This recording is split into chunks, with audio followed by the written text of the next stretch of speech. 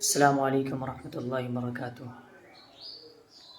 اللہ کے نبی صلی اللہ علیہ وسلم عورتوں کو سب سے زیادہ جہنم میں جلتے ہوئے دیکھے ہیں اور فرما رہے تھے کہ اے عورتوں، تم زیادہ سے زیادہ صدقہ و خیرات کیا کرو، کیونکہ ہم نے تمہیں جہنم میں سب سے زیادہ جلتے ہوئے دیکھا ہے۔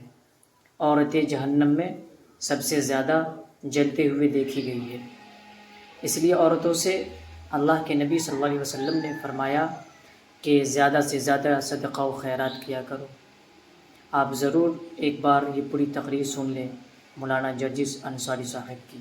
اگر ہم اسلام کو اپنے اندر بسانا چاہتے ہیں تو سن لو مسئلے میں آ گئے ہیں اور میرا دماغ ادھر پھر گیا ہے تو اب سنیے آپ۔ اے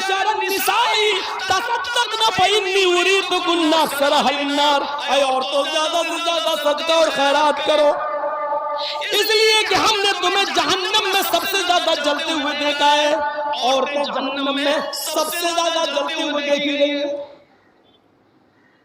پوچھا صحابیات نے، اے اللہ کے نبی، آگے کی تقریر ہم نہیں سنیں گے آپ کی، بس کریے، ہمیں صرف اتنا بتا دیجیے کہ عورتیں سب سے زیادہ جہنم میں کیوں گئیں، کیوں جائیں گی، تاکہ ہم وہ عمل اگر ہماری زندگی میں ہو تو ہم چھوڑ دیں۔ فرمایا تکثرن اللعن تکثرن اللعن وتکفرن العشیر، تم لعن و طعن زیادہ کرتی ہو،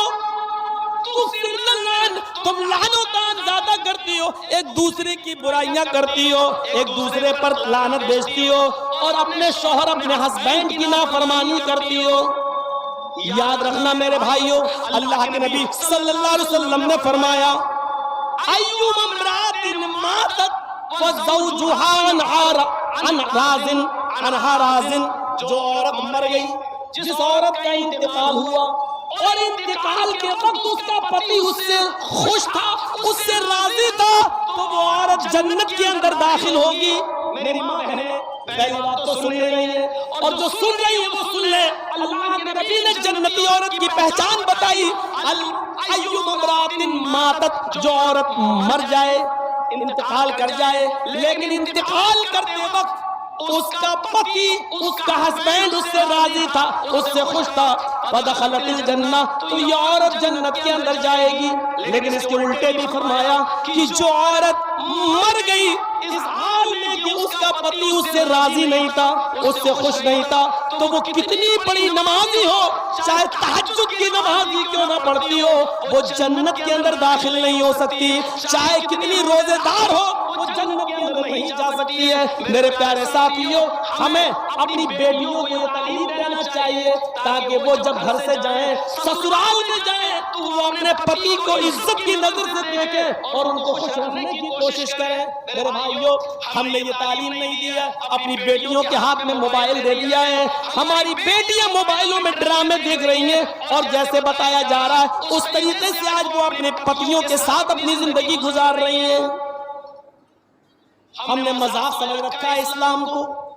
سنیے اور غور سے سنیے، ہم اپنی بیوی کے ساتھ کھانا کھا رہے ہیں، سن لو، آج مسئلے پہ آ گئے ہیں اور میرا دماغ اب ادھر پھر گیا ہے تو اب سنیے آپ۔ ہم اپنی بیوی کے ساتھ، ایک مثال ہے، آپ سنیے، ہم اپنی بیوی کے ساتھ کھانا کھا رہے ہیں اور کھانا کھاتے ہی کے دوران ہماری بیوی کی بہن، سالی، بیوی کی بہن گھر میں آ جاتی ہے اور میری بیوی اپنی بہن کو کہہ رہی ہے آؤ آؤ تم بھی کھانا کھا لو، آؤ کوئی بات نہیں، آؤ، اور سالی بھی بیٹھ گئی۔ سنو، کلیجہ ہے تو سنو، دل اور گردے ہیں تو سنو، اسلام پانی اور رنگ کی طرح اگر ہم اسلام کو اپنے اندر بسانا چاہتے ہیں تو سنو، بیوی کی موجودگی میں بھی، بیوی کی موجودگی میں بھی، بیوی کے سامنے بھی ہم اپنی سالی کے ساتھ بیٹھ کر کھانا نہیں کھا سکتے ہیں۔ میری سالی بھی میرے ساتھ بیٹھ کر میری بیوی کی موجودگی میں بھی میرے ساتھ کھانا نہیں کھا سکتی ہے۔ اسلام ہماری بیوی کی بہن کو ہماری سالی کو بھی بیوی کی موجودگی میں بھی بہنوئی کے ساتھ کھانا کھانے کی اجازت نہیں دیتا ہے. اپنی سالیوں کو اسکول پہنچانے والوں، اپنے گاؤں سے کشن گنج اور سلیگوڑی تک لے جانے والوں، اپنی بائک پر بٹھا کے گھمانے والوں، کان کے پردے کھول کے سن لو، تمہاری سالی کا باپ یعنی تمہارا سسر بھی اگر تمہیں اجازت دے رہا ہو اور بیوی بھی کہہ رہی ہو جاؤ میری بہن کو اسکول چھوڑاؤ، جاؤ میری بہن کو ہاسپٹل لے کر اس کو ڈاکٹر کے پاس اس کا علاج کرایا ہو، سلیگوڑی لے جاؤ، بیوی کی پرمیشن کے باوجود، باپ کی سسر کی اجازت کے باوجود بہنوئی کے لیے جائز نہیں ہے کہ وہ اپنی سالی کو اکیلے تنہا تنہا اپنی بائک یا فور ویلر پر سلیگوڑی لے جائے، کشن گنج لے جائے. یہ حرام ہے اس کے لیے. کلیجہ تھام کے بیٹھو اور دیکھو ہمارے معاشرے کے اندر یہ برائی پائی جا رہی کہ نہیں پائی جا رہی ہے، پائی جا رہی کہ نہیں پائی جا رہی ہے. جب بیوی کی اجازت اور سسر کی اجازت کے بعد بھی جائز نہیں ہے تو بنا اجازت گھمانا کیسے جائز ہو جائے گا؟ بہت آسان ہے کہہ لینا کہ سالی آدھی گھر والی میں تیرے باپ کا فتویٰ ہوگا، یہ تیرے باپ کا سسٹم ہوگا، یہ تیری بہن بھی کسی کی سالی ہوگی وہ بھی اس کی آدھی گھر والی ہوگی. اس کو اس نظریے سے دیکھنے کی کوشش کرو. اسلام کے اندر سالی کو بھی بہنوئی سے پردہ کرنا پڑے گا، اس لیے کہ بیوی کے انتقال کے بعد یا بیوی کی طلاق کے بعد سالی کے ساتھ نکاح جائز ہو جاتا ہے، اور جس کے ساتھ نکاح جائز ہو اس سے پردہ ضروری ہے. جہاں یہ مسئلہ سالی کے ساتھ ہے وہیں یہ مسئلہ بھابھی کے اوپر بھی لاگو ہوتا ہے. سن لو، ہماری بھابھی اپنے شوہر کے ساتھ کھانا کھا رہی ہے، یا جرجیت صاحب کھانا کھا رہے ہیں اور جرجیت صاحب کے بھائی کی بیوی یعنی بھابھی ہمارے روم میں آ جاتی ہے اور ہمارا بھائی بھی وہیں بیٹھ کر میرے ساتھ کھانا کھا رہا ہے، اور بھائی نے کہہ دیا اپنی بیوی سے آؤ تم بھی کھانا کھا لو، کوئی بات نہیں دے رہا بیٹھو. بھائی کی پرمیشن کے باوجود، شوہر کی اجازت کے باوجود بھابھی کے لیے دیور کے ساتھ کھانا کھانا جائز نہیں ہے. بھائی کی پرمیشن کے باوجود بھابھی کو اکیلے بائک پہ بٹھا کے کشن گنج اور دارجلنگ لے جانا، سلیگوڑی لے جانا جائز نہیں ہے. دلیل یہ ارائیت الحموہ یا رسول اللہ، ایک عورت نے سوال کیا اے اللہ کے نبی کیا میں دیور سے بھی پردہ کروں؟ دیور ہمارے گھر میں رہتا ہے، جوائنٹ فیملی ہے، آنا جانا لگا رہتا ہے، کیا میں دیور سے بھی پردہ کروں؟ تو اللہ کے نبی نے فرمایا ہاں، محلے کے دوسرے لوگوں سے کبھی کبھی بے پردگی ہو جائے چلے گا، محلے کے دوسرے لوگوں کے سامنے کبھی چہرہ کھل جائے چلے گا، الحم الموت، لیکن دیور سے ہر حال میں پردہ کرنا ہے کیونکہ دیور تو موت ہے بھابھی کے لیے. یہ زبان ہماری نہیں ہے، ہماری زبان ضرور ہے لیکن الفاظ محمد رسول اللہ کے، حدیث جناب محمد رسول اللہ صلی اللہ علیہ وسلم کی ہے، الحم الموت، دیور بھابھی کے لیے موت ہے. اب اندازہ لگاؤ جو موت ہو وہ موت کیسے بھابھی کو لے کے جا سکتا ہے اپنے گھر سے باہر؟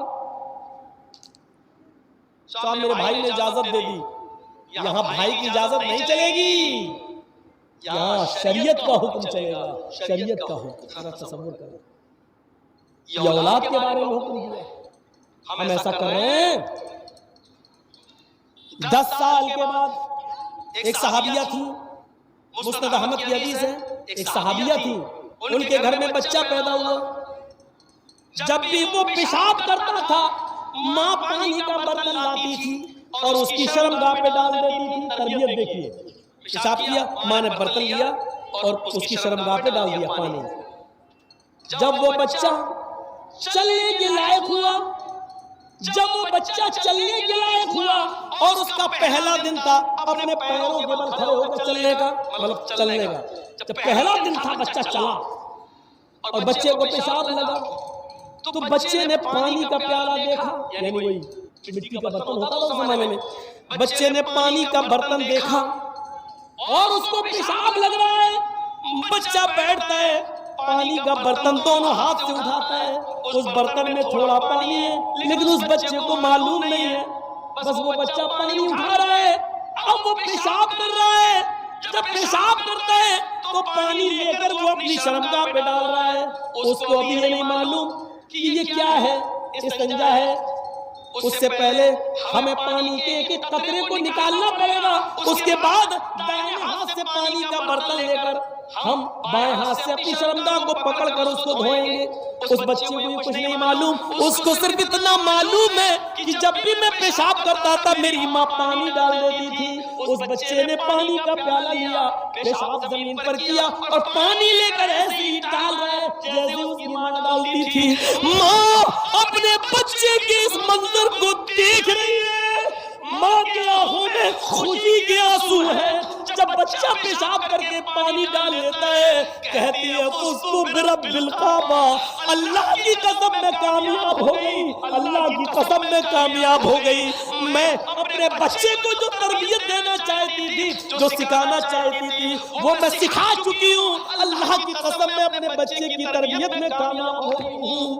1 سال کا مشکل سے بچہ, 1.5 سال کا مشکل سے بچہ, اور پانی کا پیالہ لے کر پیشاب کرنے جا رہا ہے. اور ماں نے کہا میں نے جو تربیت دی وہ بچے کو تربیت آ گئی ہے, ابھی پیشاب کر رہا ہے, ٹھیک ہے, کل اس کو عقل بھی آئے گی. ایسی تربیت مائیں ایسی تربیت دیتی. ایک ماں یہ تھی جس نے اپنے بچے کو یہ تربیت دی, ایک ماں وہ تھی جس نے اپنے بچے کو ڈاکو بنا دیا. سلطان ڈاکو کا نام سنا ہوگا آپ نے, بہت بڑا کرمنل, گنڈا, پکڑا گیا, مقدمہ چلا اور اس کو پھانسی کی سزا سنا دی گئی. جب پھانسی کے تختے پہ لے جایا گیا تو پوچھا گیا سلطان ڈاکو سے بتاؤ تمہاری آخری تمنا کیا ہے. اس نے کہا کہ میرے سامنے میری ماں کو لا کر کھڑا کر دیا جائے اور میری پھانسی میری ماں کی آنکھوں کے سامنے دی جائے. اس کی ماں کو لایا گیا, ماں روتے ہوئے آئی. سلطان ڈاکو اپنی ماں سے کہتا ماں کیوں رو رہی ہو, کیوں رو رہی ہو, یہ تو ہونا ہی تھا. آج میں پھانسی کے پھندے پر, پھانسی کے تختے پر تمہاری وجہ سے لٹک رہا ہوں, تم مجھے مار رہی ہو. پولیس والوں نے اس وقت حیرت سے پوچھا تمہاری ماں نے کیا کیا, وہ تو رو رہی بیچاری. کہا نہیں پولیس والوں تمہیں نہیں معلوم, جب میں 5 یا 6 سال کا تھا میری ماں نے مجھے پیسے دیے کہ ایک انڈا خرید کر لاؤ. میں انڈا خریدنے گیا, انڈا دے دیا انڈے والے نے, اور پیسے دینا میں بھول گیا. اس نے بھی پیسے نہیں مانگے اور میں انڈا لے کے چلا آیا. میں نے اپنی ماں کو انڈا دیا اور کہا ماں ہم نے انڈے والے کو پیسے نہیں دیے. ماں نے کہا شاباش بیٹا تم نے بہت اچھا کیا, اب ان پیسوں سے شام کا بھی کھانا بن جائے گا. ایک انڈے کی چوری کے بعد پھر میرے حوصلے بن گئے, پھر میں یہیں سے چور بننے لگا اور چوری میں کامیاب ہوتے ہوتے میں ڈکیت بن گیا. اور ڈاکو اتنا بڑا بنا کہ جب لوگوں سے مال چھیننے لگا اور لوگ مال دینے میں جب کترانے لگے تو ان کی جان لینے لگا. کسی کی جان لینا میرے لیے آسان ہو گئی اور پھر میں پکڑا گیا اور اس جرم میں مجھے آج پھانسی کی سزا سنائی گئی. اگر میری ماں نے 6 سال کی عمر میں جب میں نے پہلے انڈے کی چوری کی اور اس دکاندار کو پیسہ نہیں دیا، اگر میں نے انڈا اپنی ماں کو دیتے وقت اس کے بارے میں بتایا ہوتا کہ یہ چوری کا انڈا ہے، اور اسی وقت ماں نے ایک تھپڑ میرے گال پہ مارا ہوتا یا میری پیٹھ پر مارا ہوتا اور میری انگلی پکڑ کر لے کر یہ پیسے اس دکان والے کو دیے ہوتے یا انڈا واپس کر دیا ہوتا، تو آج میں اتنا بڑا چور اور اتنا بڑا ڈاکو نہیں بنتا۔ اس کی ذمہ دار میری ماں ہے۔ جتنے لوگ آج جو لڑکیوں سے موبائلوں میں باتیں کر رہے ہیں، واٹس ایپ کر رہے ہیں، یقیناً یہ ان کے ماں باپ کی تربیت کی کمی ہے۔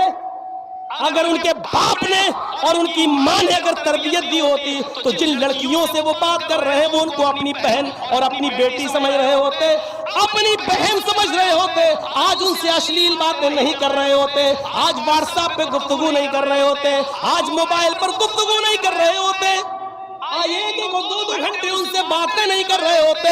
یہ تربیت کی کمی ہے، چاہے باپ کی ہو یا ماں کی ہو۔